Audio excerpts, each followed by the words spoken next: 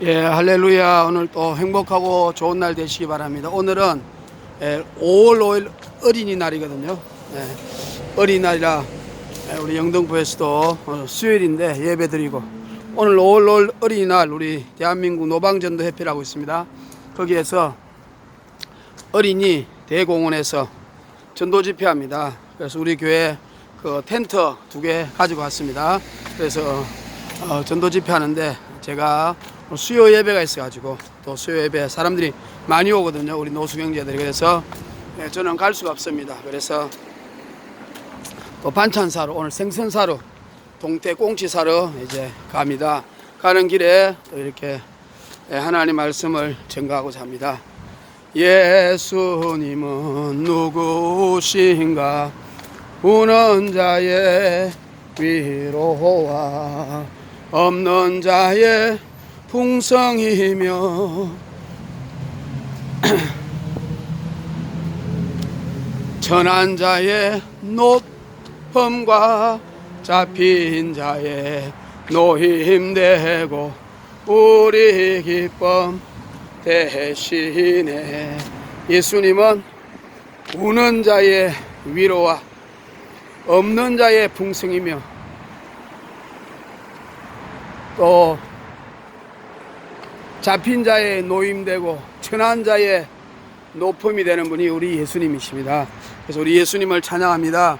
예수님만이 우리의 자유이시고 기쁨이시고 진리를 알지니 진리가 너희를 자유하게 하리라. 예수님만 믿으면 다 해결책이 되는 것입니다. 예수님은 바로 길이요 진리요 생명입니다. 예수님은 누구신가?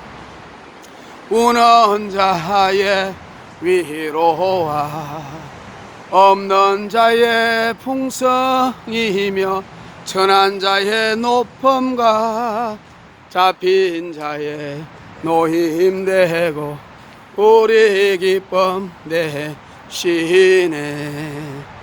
예수님을 찬양합니다. 오직 영광 받으실 분은 예수님밖에 없습니다. 그래서 이사야 43장 7절과 이사야 43장 21절, 하나님이 우리를 만드신 목적, 즉 하나님은 우리를 통하여 영광 받으시기 위해서, 또 우리를 통하여 하나님의 영광을 찬양할 수 있도록 하나님 우리를 만드셨다. 그래서 오늘 이제 이제 걸어가면서 하는 설교의 내용은, 참 저 인생도 그렇지만 살아오면서 정말 예수님을 믿기 전에 인생과 예수님을 믿고 나서 인생이 너무 달랐습니다. 우리 릭 워렌 목사님 있잖아요, 미국의 세들백 교회. 그분이 한때, 물론 지금은 좀 잘못됐어요. 그분은 크리슬람이라 그래가지고 종교 다원주의, 이슬람과 기독교를 지금 합치는 운동을 하고 있고요.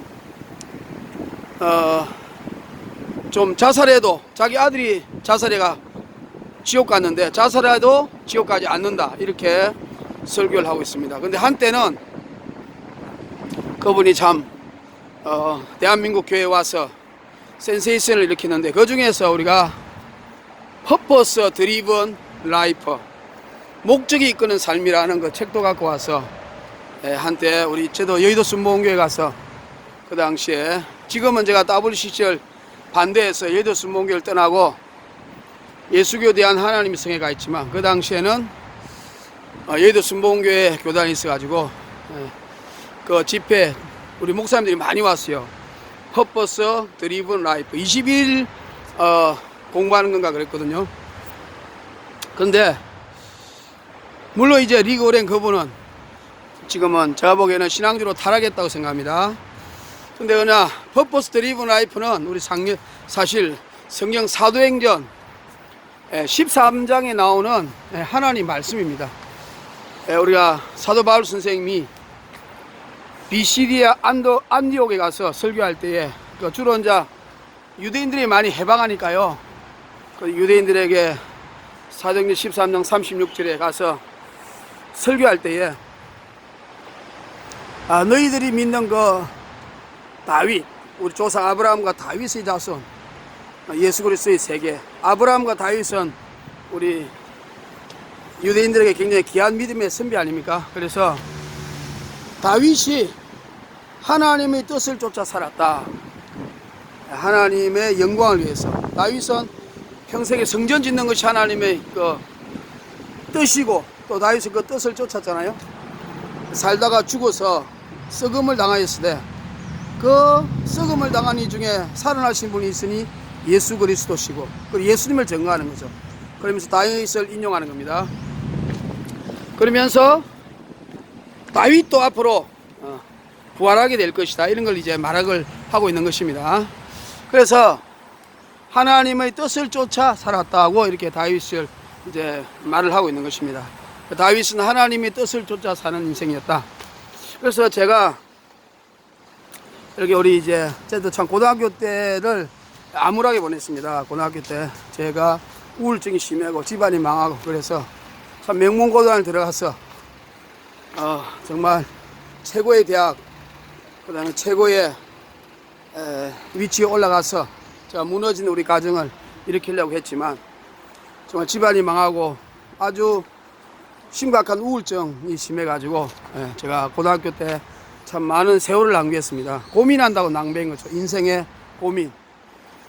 정말 예수님을 그때 알고 교회를 다니더라면 제가 그 귀한 시간을 낭비하지 않았을 텐데, 근데 지금 생각하니까 앞으로 제가 100살까지 산다고 하면 그 젊었을 때 낭비한 것이 포부가 돼가지고 더 열심히 인생을 사는 것이니까, 로마서 8장 28절에 하나님은 참 모든 것이 합력하여 선을 이루게 하는, 우리 참 하나님의 뜻대로 부르심을 입은 자들, 곧 하나님을 사랑하는 사람들에게는 과거의 잘못도 실수도 하나님 모든 것 합력하여 선을 이루시도록 마지막에 마무리 지어주시는 주님을 찬양합니다. 고아원 출신이기 때문에 예수 믿어서 고아들을 잘 도울 수 있고, 전과자 출신이기 때문에 예수 믿어가지고 전과자를 잘 도울 수 있는 것처럼 하나님은 정말 키, 마스터, 열쇠이십니다. 그래서 제가 이제 우리 노숙 형제들도 젊은 분들이 많이 있고, 또 나이 드신 분도 있고 중년도 있지만, 제가 하는 설교 중에 참 우리 젊은이들에게 제가 하고 싶은 설교가 또 있다면 이것입니다. 우리 인생을 어떻게 살 것인가. 실존주의라고 있습니다. 제가 이제 실존주의는 뭐냐면 샤르트르, 아주 못된 사람입니다. 무신론적 실존주의자죠. 물론 이제 실존주의 중에서도 유실론적 실존주의도 있습니다. 케르케고르 같은 서신 분, 파스칼인가 그런 분. 그러나 샤르트르는 무신론적 실존주의, 그래서 하나님을 안 믿는 실존주의를 주장해서 실존은 본질보다 앞선다. 다시 말하면 우리는 내 의지하고 상관없이 이 땅에 던져졌다 이거죠. 우리가 예를 들어서 옛날에 그런 노래도 있잖아요. 부모님 왜 나를 낳으셨나요? 그러니까 자기하고는 상관없이 부모님의 육체적인 관계를 통해서 태어난 것이 너무 원망스럽다. 이 세상이 너무 힘들고 불우하게 제가 자라고 있고, 또 어쩌기 장애인으로 태어난 사람, 이런 불평을 많이 하죠. 그래서 실존은 본질보다 앞선다. 우리는 내 의지하고는 상관없이 그냥 내 던져진 존재다, 이 세상에. 그러므로 우리는 본질을 생각하면 골치 아프잖아요. 인간이 무엇이며 도덕이 무엇이며 생각과 마음이 어디서 왔고 우주의 기원이 무엇이며 신이 있느냐 없느냐 사후의 세계가 있느냐 없느냐, 인간의 본질을 생각하면 골치 아프니까 그런 거 생각하지 말고 실존적인 존재에 최선을 다하고 멋지게 살고, 그렇게 살다 보니까 쾌락적으로 살 수밖에 없죠. 즐기면서 살아야 하니까. 실존이 본질보다 우선이니까. 그래서 보바르 부인하고 계약 결혼을 하잖아요. 결혼하기 전에 동거해가지고 궁합이 맞는지 안 맞는지, 생각과 뜻이 맞는지 안 맞는지. 그래서 그것이 한때 유행이 돼가지고 우리나라 여대생들, 이하 여대생들, 이런 사람들, 대학생들이 정말 성경대로 보면 엄청난 범죄가 되는 그런 계약 결혼을 유행시키는 사람이 되었습니다. 그 샤르트르가 실존주의자죠. 그는 마지막에 죽을 때 폐암 걸려서 죽었습니다. 폐기종. 그래서 죽을 때요 얼마나 비참하게 죽은지 모릅니다. 감옥에 병원에서 벌벌벌 떨면서요 병원 침상 밑으로 기어 들어가서 무서운 저승사자가 나를 데리러 온다, 나는 죽음이 무섭다 하면서 벌벌 떨고 간호원들이 기겁을 했습니다. 그렇게 마지막 죽었어요. 그럴 때 프랑스 르몽드지는 위대한 철학으로 인간의 죽음 문제를 해명한다. 샤르트르는 평소에 그랬거든요. 우리 육체는 영혼을 가두는 감옥이다. 그래서 죽으면 영원히 자유롭게 해방된다. 큰 소리 빵빵 치는데 왜 죽을 때 그는 자기가 주장한 철학도 무색할 만큼 비참하게 떨면서 죽었는가? 그럴 때에 일주일 후에 그 신문에도 답이 나왔어요. 어느 꼬마가 편지를 보낸 겁니다. 샤르트는 돌아갈 집이 없었기 때문이다. 예수님을 믿고 천국이 우리 본향인데 집이 없으니까 죽을 때 무섭다는 것이죠. 우리가 예를 들어서 어릴 때에 놀다가 어머니가 야 원영아 철수야 이제 밥 먹으러 오라 해가 질 때 집에 가자 그럴 때에 우리가 집 있는 사람은요 그 놀던 부싯돌 쟁기놀이 다 버리고 집으로 갈 수 있잖아요. 즐거운 마음으로. 그러나 집이 없는 고아들이나 가난한 사람들은 집에 가기가 두렵지 않습니까? 그러니까 그것이 바로 본향이 있는 사람, 집이 있는 사람과 없는 사람 차이 아니겠습니까? 바로 샤르트르는 그런 집이 없었다. 그래서 지옥으로 가고 말았다. 정말 훌륭한 우리 주일학교 어린이의 답인 줄로 생각이 드네요. 그런데 그 무신론자들은 그렇게 해서 인생을 최대한으로 낭비하면서 살려고 하는 것이죠. 세상의 쾌락을 추구하고 실존을 추구하는 것이죠. 그런데 제가 예수님을 믿고 나니까 바로 우리 인생은 하나님 이 땅에 우리를 보냈잖아요. 하나님 우리를 이 땅에 보냈습니다. 그래서 보냈기 때문에 하나님께서 오라 할 때까지 우리는 이 세상에서 살아야 되는 것입니다. 할렐루야. 하나님이 오라 할 때까지 우리가 이 세상에서 살아야 되니까 우리가 어떻게 살 것인가 이게 굉장히 중요한 것입니다. 예를 들면 제가 예를 들어서 아무런 잘못도 하지 않았는데 감옥에 갔다 생각해 보세요. 감옥에 가서 20년을 살아야 된다 생각해 보자고요. 그러면은 그냥 원망하고 불평하고 20년 살 수 있겠죠. 우리가 군대도 마찬가지 아닙니까? 그런데 우리가 그 20년을 어떤 꿈을 가지고 목표를 가지고 사는 사람이 있다면은 자격증 한 20개, 10개는 딸 수 있지 않습니까? 그렇게 해서 추록했을 때에 무죄로 판명되면 또 보상금도 받고 그 자격증을 20개나 땄으니까 그 자격증으로 나머지 인생을 멋지게 살 수 있는 길이 열리는 겁니다. 그래서 우리는 실존주의 그냥 내떠진 존재니까 하나님 있는지 없는지 본질을 알 필요 없이 이 세상을 즐기고 살다가 죽는 것이라고 하는 그 이론은 인간을 쾌락으로 만들고 비도덕적으로 불륜적으로 만들 가능성이 많습니다. 그런데 우리 성경은 분명히 우리 인생은 하나님이 우리에게 영혼을 불어넣어 주셨죠. 부모와 서로 육체적인 관계를 할 때에 하나님께서 우리 영혼이 우리 그 육체 속에 들어가게 하심으로 이 땅에 태어나서 이제 우리가 죽는 날은 하나님께 돌아가는 날이죠. 그래서 하나님 앞에 와서 심판받습니다. 옛날에 제가 중학교 고등학교 다닐 때 리더스 다이제스트라는 책이 유명했는데 그 책에 한번 보니까요 죽었다가 살아난 사람의 간증이 있습니다. 그 간증에 보면 죽었다가 어떤 터널 속에 들어가서 빛 가운데 가면 죽은 사람이 에게 물어보는 첫 번째 질문이 너는 이 땅에 살 때에 사람을 사랑했느냐 이런 질문이 온다 그러잖아요. 그래서 쾌락을 즐기고 추구하고 못된 짓만 하는 사람은 베드로전서에 스스로 죄를 고백하고 지옥 간다고 말하고 있습니다. 그래서 우리가 하나님 앞에 갔을 때 예수 믿는 사람은 사람을 사랑했기 때문에 전도하고 봉사하고 헌신하고 살았습니다라고 뜻하게 말할 수 있지 않습니까? 그래서 우리가 하나님 우리에게 영혼을 불어넣으시고 우리가 죽고 싶어도 죽을 수 없고 어차피 하나님이 오라 그럴 때 가야 됩니다. 어떤 사람은 자살을 10번 해도 안 죽는 사람이 있지 않습니까? 그래서 하나님이 우리를 이 땅에 영혼을 불어넣어 주시고 죽을 때까지 우리를 하나님이 부를 때까지 우리는 바로 해야 할 일이 있다는 것이죠. 하나님이 그 일을 해라는 것이죠. 그래서 그 일을 하지 않으면 징계를 받고 저주를 받고 고통을 당하는 것입니다. 그래서 빨리 우리가 어차피 하나님 우리를 불러갈 때까지 이 땅에 아까 말한 것처럼 군대에 3년 가 있는다든지 교도소에 20년 가 있는 동안에 어차피 우리는 나올 수가 없다면 그 과정을 즐겁고 행복하게 의미 있게 보내는 것이 좋지 않나. 에베소서 5장 16절에 보면 그런 말 있죠. 세월을 아끼라 때가 악하다. 이때 세월은 크로노스가 아니고 카이로스입니다. 크로노스는 그냥 째깍째깍 흘러가는 무의미한 시간. 그러나 카이로스는 의미 있는 시간, 보람 있는 시간, 하나님을 위하여 일하는 시간, 이런 거죠. 그래서 세월을 아끼라 때가 악하다.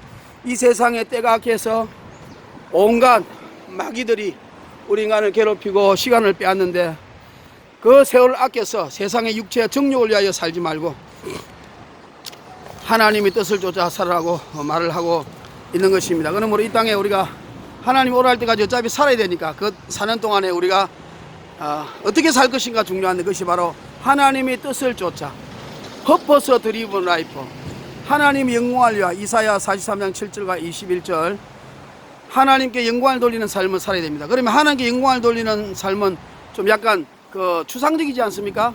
그래서 그걸 구체적으로 우리 베드로전서 2장 9절에 우리는 왕같은 제사장이요 거룩한 나라요 하나님의 백성이요, 하나님 우리가 어두운 데서 기이한 빛 가운데 우리가 불러내어서 하나님의 선한 일을 하도록 만들었잖아요. 그래서 베드로전서 2장 9절, 그것이 바로 직업 소명론의 켈빈의 기초가 된 것이죠. 그래서 우리가 하나님의 뜻을 쫓아 하나님 영광을 위하여 하나님의 뜻을 쫓아 우리가 이 땅에 살아야 되는데 그 구체적인 뜻을 실현할 수 있는 구체적인 거, 예를 들어서 변호사로서, 그 다음에 운동선수로서, 음악가로서, 발명가로서, 선생님으로서, 의사로서, 목사님으로서, 또 이런 각자가 그래서 직업 소명론, 그 직업이 우리가 직업을 콜링이라고 하잖아요. What is your calling? 그 다음에 doing, 사명이죠. 그러니까 우리가 하나님이 주신 이 뜻을 쫓아서 구체적으로 이 땅에 살 수 있는 하나님 나라를 실현하는 방법의 하나가 바로 직업을 가진다는 것입니다. 그러니까 어떤 직업을 가지느냐, 그 직업을 가지고 우리가 이 땅에서 하나님 영광을 위하여 살아야 될 줄로 믿습니다. 그래서 우리가 성령의 충만함을 받으라.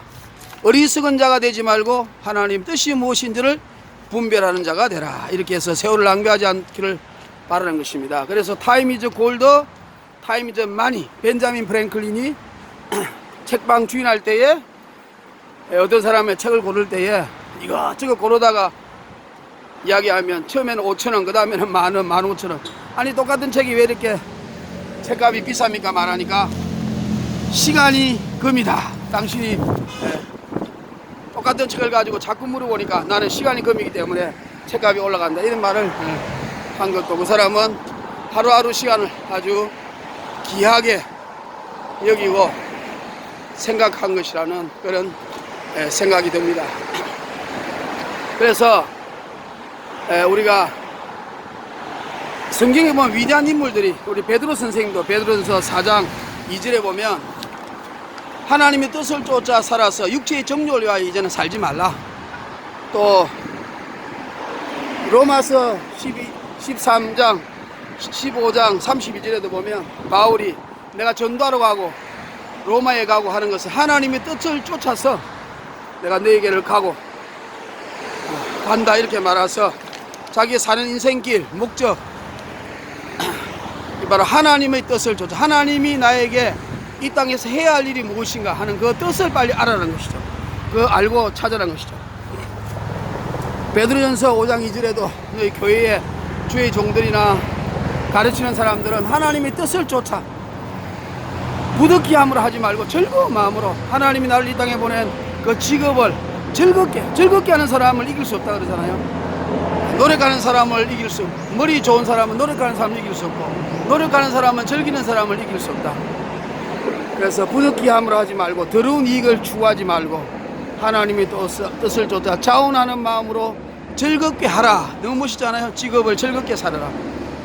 우리 위대한 사도들과 성공한 사람들의 특징은 목표가 뚜렷했다. 이 땅에서 내가 하나님 나를 이 땅에 보내신 목적이 무엇인가, 그 목적을 직업과 연결시켜서 이 땅에서 실현시키려고 했고, 그것을 즐거움으로 즐기면서 그 직업을 통해서 하나님의 영광을 구체적으로 드러냈다. 이것이 바로 성공하는 길이고 하나님의 뜻을 쫓아 사는 길이며 우리 인생이 행복한 길입니다. 여러분 정말로 우리가 행복하다면요, 내가 지금 하고 있는 이 일이 즐거워야 돼요. 행복해야 되고, 또 내가 내일 죽더라도 모레 죽더라도 나는 지금 하고 있는 일을 계속 할 것인가. 거기에서 예수하는 사람은 진짜 직업이 소명론을 가지고 이 땅에서 하나님 뜻을 쫓아서 행복하게 사는 것입니다. 우리가 예를 들어서 잘못된 길로 간 사람은요, 언젠가는 내가 이 길을 벗어나야지, 이 직장을 그만둬야지 하잖아요. 그 잘못된 인생길을 지금 가고 있는 것이죠. 그래서 우리 인생은 무엇을 하느냐보다 더 중요한 것은 방향입니다. 그 방향은 바로 하나님을 기쁘게 하는 방향으로 우리 인생을 살아서 하나님의 뜻을 쫓아 살 때에 우리 인생은 행복해지고 성령님이 기뻐하시고, 그래서 에스라 7장 18절에도 보면 아닥사스 왕이 조서를 꾸밀 때에 에스라에게 조서를 보여주잖아요. 그래서 너희들이 고레스 왕 때 성전을 짓기 시작했는데 내가 은과 금을 주노니 그 은과 금을 하나님의 성전에 쓰게 하고, 그 다음에 남은 것은 너희들이 하나님의 뜻을 쫓아 사용해라. 그러니까 은과 금을 하나님의 뜻을 쫓아, 마음대로 쾌락을 즐기고 나쁜 데 쓰는 것이 아니고 하나님의 뜻을 쫓아 물질을 사용해라. 그렇게 우리가 아닥사스 왕의 이야기를 에스라가 말한 것처럼 우리는 이 세상의 모든 만물이 하나님의 뜻을 쫓아 물질을 가지고 살면 될 줄로 믿습니다. 그래서 우리가 하나님의 뜻을 쫓아 사는 인생은 참 멋진 인생입니다. 저는 잘 모르지만 옛날에 박찬호 선수를 볼 때요, 박찬호 선수 같은 경우는 타고난 체력을 가지고 메이저리그의 LA 다저스가 한 유명한 야구 선수 아닙니까? 그가 그 타고난 육체를 가진 것은 하나님 주신 선물 아닙니까? 근데 어느 날 그 신문에 보니까요, 방송에 보니까 박찬호가 영어도 많이 공부하지 않고 친구도 별로 없고 보니까 만화책이나 보고 있더라고요. 자기 집 큰 저택에. 그래서 내가 그걸 보면서 저분이 정말 하나님을 믿는 사람이라면 야구 선수로 보내신 하나님 뜻이 하나님 영광을 돌리기 위해서니까 사람들을 사귀고 외국어를 공부해서, 왜 하나님 영광을 돌리기 위해서 아프리카에 가고 아메리카에 가서 전도하고 성교하고 불쌍한 사람들을 도와주고 그런 사람을 산다면 나머지 인생이 훨씬 빛이 날 텐데, 그렇게 생각했는데 아니나 다를까 그는 기국을 해가지고 나머지 그 인생이 옛날처럼 화려하지 못하고 멋지지 못한 인생으로 바뀐 것은 바로 하나님의 뜻을 쫓아 사명을 가지고 사는 이런 인생이 아니기 때문이라 생각이 듭니다. 그래서 우리가 하나님의 뜻을 쫓아 사는 사람은요, 세월이 가면 갈수록 신나고 즐겁고 이전 삶보다 더 행복하고 멋진 삶을 살 수가 있습니다. 예를 들어서 지미 카트 같은 경우도 그렇죠. 하나님의 뜻을 쫓아 땅콩 장수가 대통령이 되었고, 대통령 될 때도 도덕정치 인권을 주장했고, 그가 대통령으로 물러나서는 헤비타트 운동을 하면서 더 존경받는 대통령이 됐지 않습니까? 왜? 하나님의 뜻을 쫓아 가난하고 불쌍한 사람들과 인권을 위하여 내가 살면서 박정희 대통령에게 예수 믿으라고 전도하고 대한민국의 민주화 운동에 그 감옥에 있는 사람을 풀어주라고 하는 그런 인권 운동을 해서 하나님이 사람을 사랑하는 그런 방향으로 인생을 살았으니까 나중에 성공한 인생이 된 것입니다. 나는 우리 김연아 같은 사람보다 빨리 예수 믿고 그가 화려하고 올림픽을 하고 월드컵에서 우승했던 것보다 더 지금 젊잖아요, 어리잖아요. 남은 인생을 하나님의 뜻을 쫓아 하나님을 믿고 예수 믿어서 남은 인생을 더 멋지고 기쁘고 봉사하고 헌신해서 존경받는 이런 인물이 되려면 하나님의 뜻을 쫓아 사는 인생이 되어야 될 것 같다는 생각이 듭니다.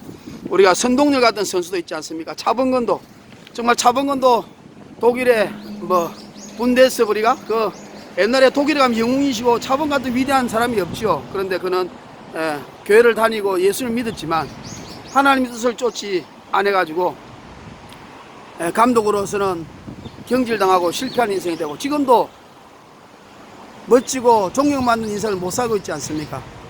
바로 하나님의 뜻을 쫓아 하나님 나를 이 땅에 보내신 목적이 무엇인가를 뚜렷이 안다면 하나님 영광을 위하여서 내가 살려면 내가 봉사하고 헌신하고 더 최선을 다하고 남은 인생 내가 사람을 사랑하면서 적극적으로 살려고 할 때에 더 빛나는 여성의 인생이 될 줄로 믿습니다. 그래서 일본에는 실패학이라는 학문이 있습니다. 실패했던 많은 사람들이 나중에 강의를 해서 더 이후에 더 멋진 성공을 하고 또 많은 실패한 사람들의 교훈을 주는 것이죠. 성공한 사람 이야기하면요, 사람들이 저 사람은 성공했기 때문에 실력이 있기 때문에 운이 좋아서, 그러나 배우지 않지만 실패한 사람들 이야기를 하면 같은 눈물이 나고 공감이 되어서 많은 사람들이 그 실패해서 일어선다고 이렇게 말을 하고 있는 것입니다. 그러므로 여러분, 우리는 이 한 번밖에 없는 인생길, 한 번밖에 없는 인생길을 우리가 요새는 뭐 연세대학 김영석 교수가 100살인가 그렇고, 또 엊그제 보니까 감리교회 김옥나 장로님이 103살이더라고요. 그래서 그분들이 전국을 다니면서 예수 믿는 사람으로서 간증하며 하나님 나에게 이렇게 축복을 주셔가지고 이렇게 많은 사람들을 가르치며 복음을 전하며 또 수많은 사람들에게 자기가 가졌던 그 삶의 교훈을 이야기하지 않습니까? 그분들이 간증할 때요 너무 은혜스러워요. 일제시대 6.25 때 죽을 뻔한 고비, 하나님의 기적들을 이렇게 말하므로 지금 그들이 가는 곳마다 감동을 주고 하는 이유는 바로 하나님의 뜻을 쫓아 하나님께 영광 돌리는 삶을 살겠다고 생각하고 작정했기 때문에 그런 일이 멋진 인생이 됐지 않나 이런 생각이 듭니다. 우려하는 것은 혹시 그분들이 세월이 흐르면서 어떤 때는 좀 우려되는 게 약간 종교다원주의로 가지 않을까 이런 우려가 돼요. 우리가 첫 번째 가졌던 뜨거운 신앙을 나중에 정말 종교다원주의로 사람이 잘 먹고 잘 살고요, 영적으로 무디지고요, 물질이 많이 오고 명예가 올라가면요 무디져 가지고 믿음이 세트해가지고 종교다원주의로 갈 가능성이 많습니다. 왜냐면 오직 예수 천당 불신지옥 하면요 사람들이 싫어하고 미워하고 환영을 못 받으니까. 그래서 저는 김영숙 교수와 김옥나 장로님이 그렇게 오래 산 이유는 하나님께서 지금까지 예수님을 증거하고 하나님 뜻을 쫓아 잘 살았지만 종교다원주의 같은 냄새가 많이 풍겨요. 간혹 강의할 때 보면 불교 강의 이야기도 하고 유교도 하고 다른 종교 이야기도 하기 때문에 오직 예수 외에는 구원이 없다는 것을 그분들에게 다시 믿게 해서 천국으로 데려가시려고 오래 살게 하지 않나 이런 생각이 저는 듭니다. 자, 오늘 제가 올 어린이날 이제 그 반찬 사러 명태 야채 사러 가면서 길을 걸어가면서 하나님의 뜻을 쫓아 산 인생, 우리 인생을 어떻게 살 것인가 생각해서 우리 위대한 믿음의 선배들 히브리서 13장 7절에 보면 그 피터 드러크라고 이게도 경영의 아버지, 그분이 원래 목사님 되려고 그랬는데 히브리서 13장 7절을 읽고 우리 믿음의 선배들의 행실의 그 결과를 자세히 보고 그 믿음의 승진들을 본받으라고 했습니다. 그래서 그 피터 드러크가 아브라함, 다윗, 기타 이런 사람들의 인품과 리더십을 연구해 가지고 예수 모세 보세요. 200만 명을 가나안 땅으로 인도하는 그 리더십, 여호수아, 우리 뭐 예수님. 그래서 그 경영의 아버지가 되어서 그가 피터 드레가 위대한 사람이 되었지 않습니까? 그가 그래서 마지막 93살 때 죽었는데 죽기 전에 기자들이 당신의 인생의 황금기는 언제입니까 했을 때 나의 황금기 60에서 90이었다. 그때가 제일 많이 강의하고 책도 많이 짓고 그렇게 했다. 그래서 우리가 지금까지 살아온 인생도 중요하지만 앞으로 남은 인생이 지금까지 살아온 인생에 잘못된 것을 교훈 삼고 또 우리 남은 인생은 더 멋지고 행복하고 또 성공하는 인생을 살아서 지금까지 실패한 거는 교훈 삼아서 더 잘 살고, 그래서 여러분 건강하시길 바랍니다. 그래서 건강하게, 저도 건강해서 100살까지 살려고 이렇게 걸어 다니는데요, 내가 건강해야 될 이유는 하나님의 영광을 더 많이 드러내기 위해서, 더 오래 드러내기 위해서. 그래서 열심히 공부하고 건강하고 하나님 일을 열심히 해서 우리가 하나님의 뜻을 쫓아서 이 땅에서 하나님 나라를 실현하고 우리가 예수님이 오라 그럴 때, 언제 오라 그럴지 모르죠. 오라 그럴 때 갈 수 있는 여러분이 되었어요. 여러분 이 땅 인생에 행복이 펄펄 넘치는 이런 축복이 있으시기를 주의 이름으로 축원합니다. 예수님은 누구신가? 우는 자의 위로와 없는 자의 풍성이며 병든 자의 고침과 잡힌 자의 노임되고 우리 기쁨 되도다. 예수님 최고, 예수님 만세, 예수님 만세, 예수님 만세, 예수님 할렐루야. 주는 거리서도 살아계신 하나님 독생자 예수 우리의 구세주, 나의 구세주. 하늘에 계신 우리 예수님을 찬양합니다. 할렐루야, 할렐루야. 프레이즈 로드,赞美主.